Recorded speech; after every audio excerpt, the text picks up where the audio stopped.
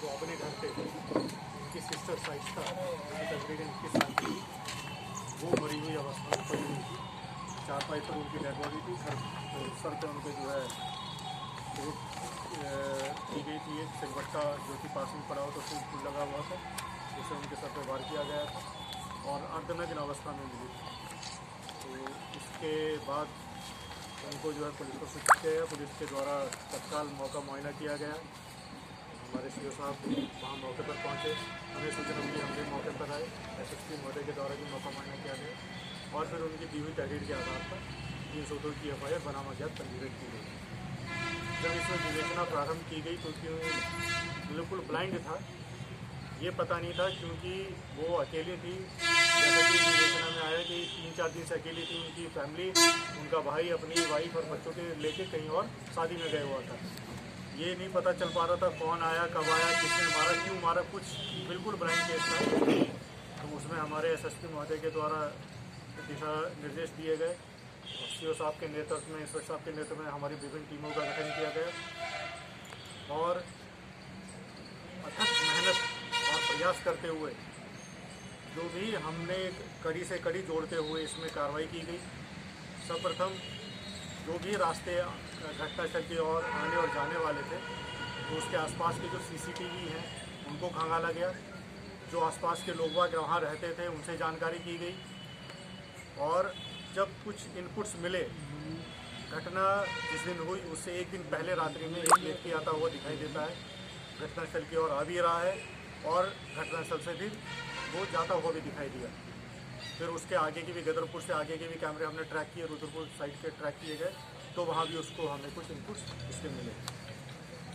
और जब और छानबीन की गई, आसपास के लोगों से जानकारी की गई तो एक व्यक्ति का नाम, उसका नाम आरिफ सन ऑफ जाहिद, जो कि मूल रूप से थाना कटघर मुरादाबाद के रहने वाले हैं, उनका नाम प्रकाश में आया।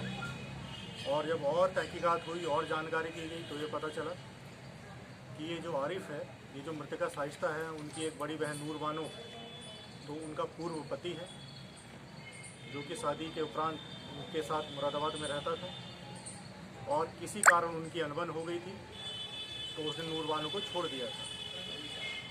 और पिछले काफ़ी समय से, कई सालों से ये जो है नेपाल काठमांडू में कोई जगह है नीलाडोल, तो वहाँ पर एक पीतल के बर्तन बनाने वाली फैक्ट्री है, वहाँ एक काम करता था और नूर बानो भी 1-2 बार इसके साथ वहाँ गई थी, तो उनको भी उस जगह का पता। अब ये पारिवारिक इनमें लड़ाई हुई, झगड़ा फसाद हुआ, उन्होंने नूर बानो को छोड़ दिया। आरिफ के मन में ये था कि ये जो साइस्ता है, क्योंकि साइस्ता की शादी भी तकरीबन 2-2.5 साल पहले इमरान नाम के व्यक्ति से मुरादाबाद में हुई थी।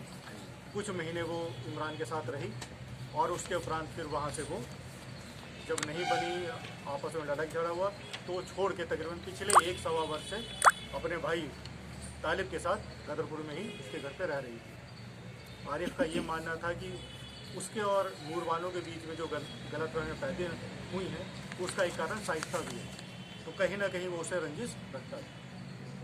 तो जो कहानी निकल के आगे आई, ये 29 तारीख की रात को यहाँ आया आरिफ और उसके उपरांत वो जहाँ साइस्ता क्योंकि घर में अकेली थी, ये वहाँ गया और संभवतः उनके बीच में कहासुनी हुई होगी वहाँ। और उसके उपरांत उसने जो है सिलबट्टा रखा हुआ था वहाँ पे, सिलबट्टे से उठा के उनके सर पे वार किया, जिस कारण उनकी मृत्यु हो गई। एक्सेसिव ब्लीडिंग के कारण उनकी मृत्यु हुई। लेकिन इससे भी जघन्य है, जो कि मानवता को एक शर्मसार करने वाली हरकत, जब उनकी मृत्यु हो गई उसके बाद उसने उनके साथ जो है शारीरिक संबंध बनाए और उसी अवस्था में उसको अर्धनग्न अवस्था में छोड़ के फिर वहाँ से वो फरार हो गए। तो ये घटनाक्रम था।